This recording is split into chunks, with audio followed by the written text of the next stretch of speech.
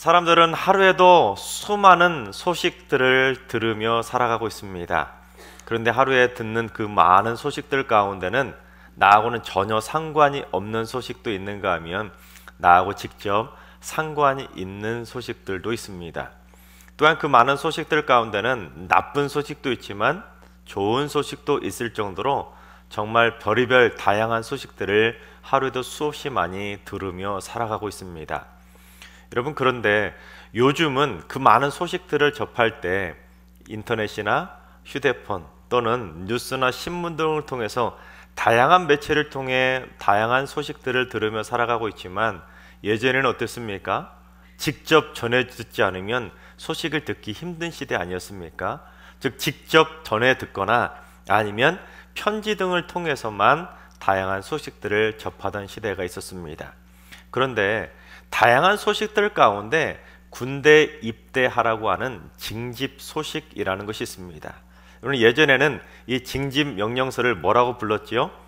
소집 영장 또는 소집 명령서라고 불렀습니다. 그런데 요즘은 병역 의무 부과 통지서라고 부른다고 합니다. 그런데 그처럼 군대에 입대하라고 하는 병역 소식, 즉 입대 소식을 기쁘게 받아들이는 사람이 얼마나 있겠습니까? 많은 사람들이 이 병역 입대하라는 그 징집 소식은 기쁨으로 받아들이는 사람들은 많지 않습니다. 근데 요즘도 그렇게 징집 소식을 반기지 않는데 예전에는 더더욱 반기지 않는 소식이 바로 그러한 징집 소식이었습니다. 그러한 징집 소식을 담은 그림이 있는데 영국의 화가인 조지 스윈스테드라는 화가가 그린 그림입니다. 지금 이 그림의 제목이 뭐냐면 트럼펫 콜이 있을 때 가족이 파괴된다라는 좀 긴 제목의 그림입니다. 여기서 트럼펫 콜이 뭐냐면 긴급 소집 명령입니다. 즉 이 사람이 지금 긴급 소집 명령을 가지고 그 소식을 가지고 이 집에 지금 와서 어때요? 이 군인을 지금 데리러 온 것입니다. 자, 그렇다면 이처럼 갑자기 전쟁에 참전하라는 징집 소집 명령이 들려졌을 때, 즉 트럼펫 콜이 들려졌을 때 이 가족이 어떻게 되었겠습니까? 아내는 차마 어쩔 줄 몰라서 발만 동동 구르고 있고 딸은 아빠를 끌어안고 떨어지지 않으려고 뽀뽀하며 껴안고 있는 모습을 보게 됩니다. 딸은 놓지 않으려고 하고 아빠는 지금 발을 보세요. 어때요? 발은 빨리 가야 되는데 발을 뒷걸음질 치고 있는 그런 아빠의 모습을 볼 수 있습니다. 그러니 이 그림의 제목은 분명히 불길한 징조를 보여주고 있지 않습니까? 제목이 암시하고 있는 것처럼 이 가족의 미래는 남자가 전쟁에 출전해서 결국에는 죽어버리기 때문에 가족이 파괴될 것을 암시하고 있습니다. 그러니 징집 소식을 듣고 이 가족들의 마음이 얼마나 힘들었겠습니까? 이 가족에게 들려진 징집 소식은 그야말로 마지막 작별 인사가 되고 말았던 것입니다.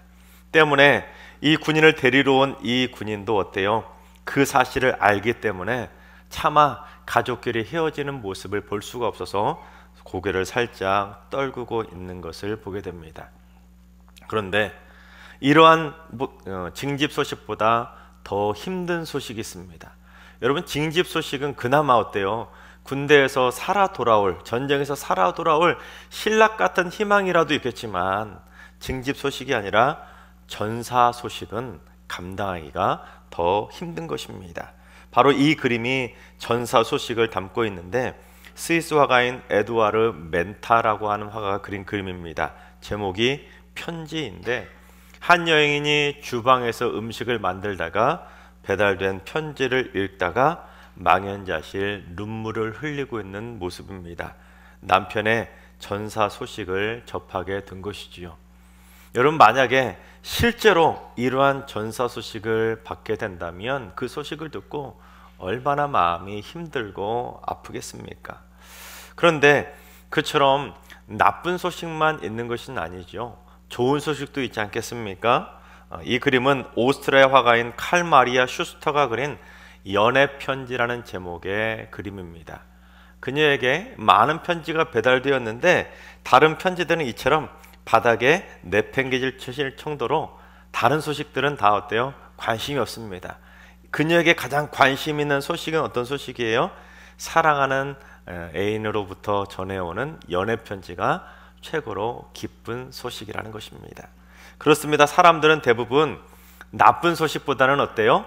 좋은 소식을 기다리며 살아갑니다. 여러분도 그렇죠? 나쁜 소식 기다리고 있는 분이 있으신가요? 절대로 그런 분은 없습니다. 매일매일 들려오는 소식이 좋은 소식이 들려오기만을 고대하며 살아갑니다. 근데 오늘 본문도 보면 복되고 좋은 소식을 전하고 좋은 소식을 듣고 좋은 소식을 노래하고 있는 내용을 담아내고 있습니다. 즉 오늘 본문을 기록한 이사야 선지자는 이스라엘 백성들에게 복된 좋은 소식을 전하면서 그들에게 기쁨과 행복을 선물하고 있습니다. 그런데 먼저 오늘 본문은 이스라엘 백성들이 바벨론에서 포로 생활하고 있다는 것을 전제로 하고 오늘 말씀이 기록되어 있는데, 당시 이스라엘 백성들이 지금 어떠한 상황에 처해져 있는 것을 전제로 하고 있는지 우리 이사야 51장 17절 말씀을 봉독해 보겠습니다. 여호와의 손에서 그의 분노의 잔을 마신 예루살렘이여 깰지어다 깰지어다 일어설지어다 내가 이미 비틀거림치게 하는 큰 잔을 마셔 다 비웠도다. 그렇습니다. 이스라엘 백성들은 지금 여호와의 분노의 큰 잔을 마시고는 술에 취한 자들처럼 비틀거렸다는 것입니다. 얼마나 취해서 비틀거렸던지 정신 차리라고 깨워야 할 정도로 지금 이스라엘 백성들은 술에 취해 그렇게 비틀거리고 있었다는 것입니다. 왜냐하면 그들은 절대로 무너지지 않을 것이라고 확신하고 있었던 예루살렘 성전도 무너져 버리고 철옹성교가 떴던 예루살렘 성벽도 무너져 버리고, 그리고 자기들도 머나먼 이역만리에서 포로 생활하고 있다 보니 그들의 삶이 얼마나 비참했겠습니까? 그러다 보니 이스라엘 백성들은 마치 폭탄주를 마시고 필름이 끊겨서 비틀거리는 자들처럼, 그처럼 이스라엘 백성들은 이리저리 비틀거리며 쓰러질 수밖에 없었습니다. 또한 필름이 끊겨서 기억이 나지 않는 것처럼 이스라엘 백성들은 성전이 무너져버린 사실도, 예루살렘 성벽이 무너져버린 사실도, 또한 자기들이 지금 바벨론에서 포로 생활하고 있는 이 기억조차도 기억에서 다 지워버리고 싶을 정도로 참 비참한 현실 가운데 놓여 있었습니다.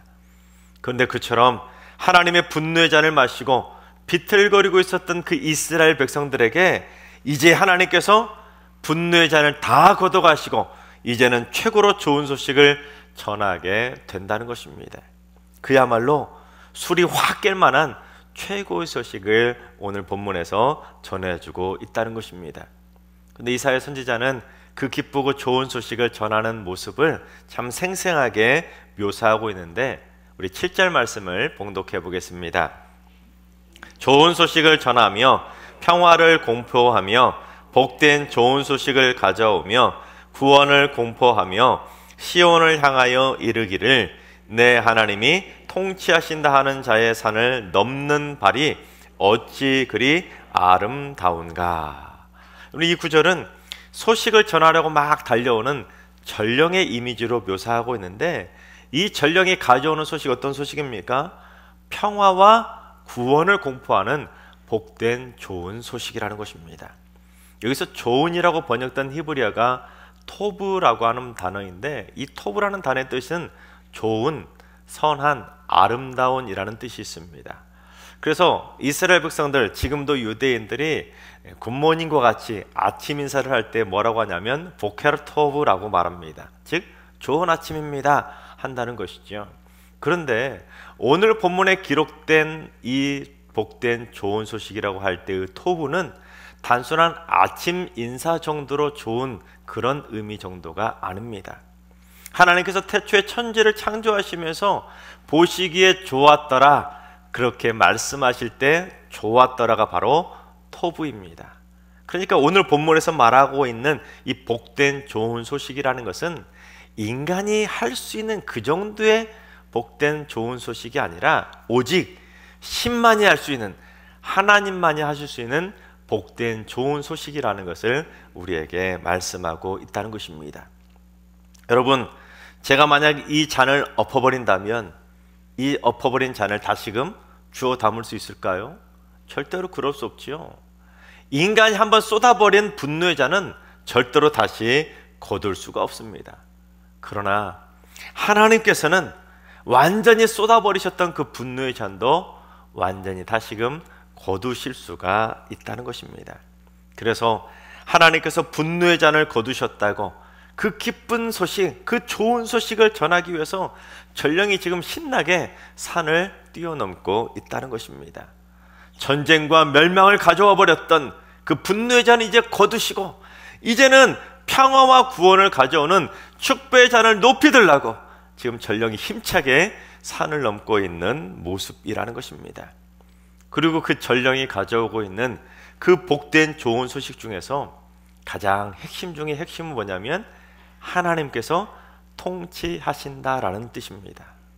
여러분, 이 말은 무슨 말이냐면 전령은 지금 왕의 귀환을 알리기 위해서 그처럼 산을 넘어 달려오고 있다는 것입니다. 왜냐하면 이스라엘 백성들은 지금 자신들을 다스리던 그 완왕의 왕 하나님이 죽은 줄로만 알았습니다. 왜냐하면 당시 고대인들은 전쟁이 인간 대 인간의 싸움이 아니라 신 대 신의 싸움으로 생각했기 때문입니다. 지금 이스라엘 백성들이 바벨론에 의해서 멸망당했기 때문에, 바벨론과의 전쟁에서 패배했기 때문에 이스라엘 백성들의 머릿속에는 지금 바벨론의 신이 이스라엘을 다스리던 하나님을 죽였다라고 그렇게 생각하고 있었던 것입니다. 그래서 이스라엘 백성들은 자신들을 다스리던 왕이 죽어버렸기 때문에 그처럼 술에 취한 자들처럼 비틀거릴 수밖에 없었던 것입니다. 그런데 죽은 줄로만 알았던 그 만왕의 왕 하나님께서 다시 귀환해서 왕이 통치하신다라고 선포하기 위해서 지금 전령이 달려오고 있는 것입니다. 즉 만왕의 왕이신 하나님께서 귀환해서 이 땅에 다시금 구원과 평화를 주시고 이 땅을 통치하신다, 이것을 전하기 위해서 그처럼 전령이 힘차게 산을 넘어 달려오고 있다는 것입니다.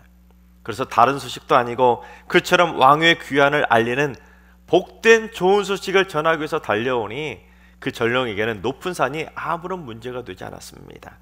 어떻게든 빨리 이 복된 좋은 소식을 전해야 되니까 이 전령은 그 산을 힘차게 넘어서 달려가고 있다는 것이죠. 그러니 그처럼 복된 좋은 소식을 전하겠다고 힘차게 산을 넘고 있는 그 전령의 발이 얼마나 아름답냐라고 노래하고 있는 것입니다.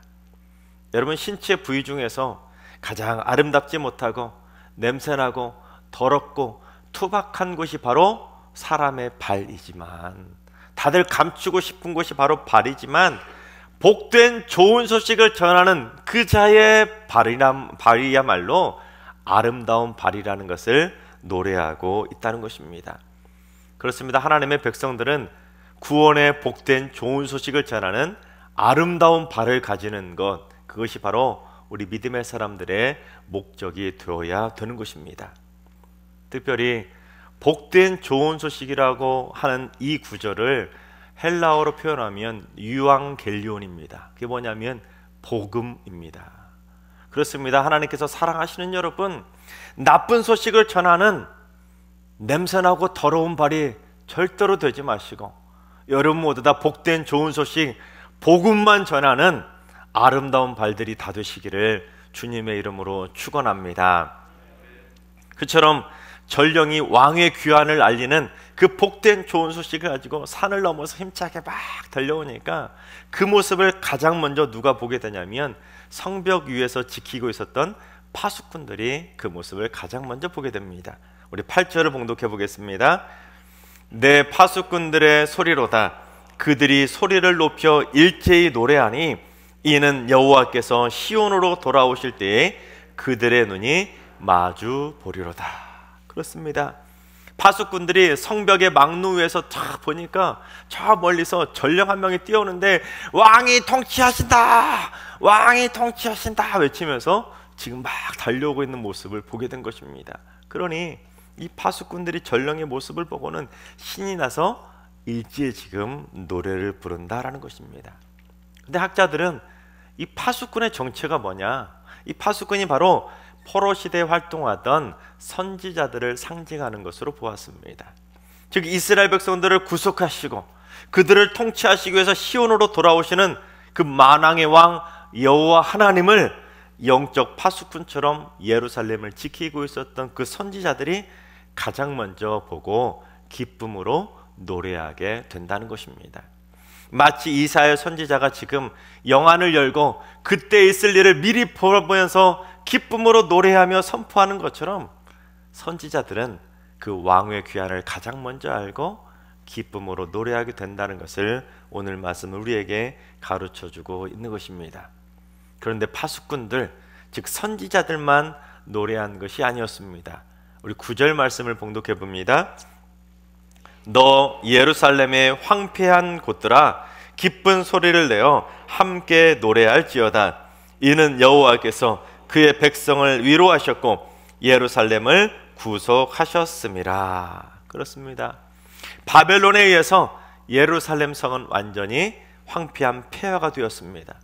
그런데 이제 이스라엘을 통치할 왕이 새롭게 귀환해서 이스라엘 그 땅을 다시 세우고 그 땅을 위로하고 그 땅을 구속하게 될 것이다. 그러니 다 같이 기쁜 노래로 소리를 외치며 노래하라고 촉구하고 있는 것입니다. 여기서 예루살렘의 황폐한 곳들이라는 표현은 문자적으로는 바벨론의 침공에 의해서 황폐화되어 버렸던, 피폐하게 다 무너져 버린 예루살렘을 말하고 있습니다. 그런데 이면적으로는 바벨론에서 포로 생활하고 있는 그 멸망당해서 그 술에 취한 자들처럼 피폐한 삶을 살아가고 있었던 이스라엘 백성들을 상징하고 있습니다. 왜냐하면 나라가 멸망당해서 예루살렘 성은 폐허가 되어버렸고 절대로 무너지지 않을 것 같았던 성전마저 무너지고 자기들은 저 이역만리 머나먼 이국 땅에서 포로 생활하고 있으니까 이스라엘 백성들의 마음도 어때요? 다 무너져 내려서 황폐하게 되었다라는 것입니다. 여러분, 이역만리에서 포로 생활하고 있던 이스라엘 백성들의 마음에 무슨 기쁨이 있고 무슨 행복이 있겠습니까? 그런데 이스라엘 백성들에게 이사야 선지자가 촉구하기를 그러지 말라는 것입니다. 이제 그들에게 기쁜 소리를 내어서 함께 노래하라고 촉구하고 있는 것입니다. 여러분, 왜 그럴까요? 하나님의 백성들은 황폐한 현실을 바라보면서 절망하고 탄식하며 우울해하는 존재가 아니라 하나님의 백성들은 그 피폐한 환난과 역경 가운데서도 미래의 소망을 바라보면서 기쁜 소리로 노래해야 될 희망찬 존재들이기 때문입니다. 특히 지금 본문의 말씀이 이사야 선지자의 예언의 말씀입니다. 아직 이루어지지 않은 내용입니다. 이사야 선지자가 먼 미래를 바라보고 예언하고 있는 내용이 오늘 말씀입니다. 따라서 예언이라면 9절 말씀을 여호와께서 그의 백성을 위로하실 것이고 또한 예루살렘을 구속하실 것이다. 그렇게 해야 예언이 맞지 않겠습니까? 여러분, 그렇지요. 그런데 9절을 자세히 보시면 미래 시제가 아닙니다. 여호와께서 그의 백성을 위로하셨고 또한 예루살렘을 구속하셨음이라. 즉 미래 시제가 아니라 이미 이루어진 완료형으로 표현하고 있다는 것입니다. 이러한 방식은 선지서에서 주로 표현하는 방식인데 마치 과거에 이미 이루어진 일처럼 그렇게 완료형으로 표현하면서 미래에 대한 믿음의 확신을 선포하고 있다는 것입니다. 그래서 지금 삶의 현실은 황폐해져 버렸고 피폐해져 버렸고 절망적인 상황이지만 하나님께서 우리에게 어떻게 하실지를 소망하면서 이렇게 외치고 있는 것이나 마찬가지입니다. 하나님께서 반드시 우리를 위로하실 것이다. 하나님께서 반드시 우리를 구속해 주실 것이다. 그것을 확신하면서 지금 완료형으로 표현하고 있다는 것입니다. 그래서 하나님의 사람들은 다음과 같은 마음 자세로 살아가야 됩니다. 우리 시편 138편 7절을 봉독해 보겠습니다. 내가 환난 중에 다닐지라도 주께서 나를 살아나게 하시고 주의 손을 펴사 내 원수들의 분노를 막으시며 주의 오른손이 나를 구원하시리이다. 그렇습니다. 혹시 여러분 중에 환난과 황폐함 속에서 탄식하고 있는 분이 계십니까? 혹시 여러분들 가운데 질병이나 실패 때문에 고통 가운데 신음하고 있는 분이 계십니까? 그렇다면 그 고통과 탄식이 기쁨의 노래가 될 수 있도록 여러분 모두 믿음의 확신을 가지고 선포하시기 바랍니다. 하나님께서 반드시 나를 살려주실 것이다. 하나님께서 반드시 나를 회복시켜 주실 것이다. 그렇게 믿음으로 확신하며 선포한다면 하나님께서 반드시 그 믿음대로 여러분을 살아나게 해주시고 여러분을 회복시켜 주실 줄로 믿습니다. 그런데 왕의 귀환과 그 시온의 회복은 선지자나 이스라엘 백성들만 듣고 사라진 것이 아닙니다. 우리 10절을 봉독해 보겠습니다. 여호와께서 열방의 목전에서 그의 거룩한 팔을 나타내셨으므로 땅끝까지도 모두 우리 하나님의 구원을 보았도다. 쉽게 말하면 여호와 하나님께서 그 열방 즉 모든 민족 앞에서 이처럼 팔을 걷어붙이고 이스라엘 백성을 시온을 회복시키며 구원해 주셨기 때문에 결국에는 땅끝까지도 하나님의 구원하심을 다 보게 된다는 것입니다.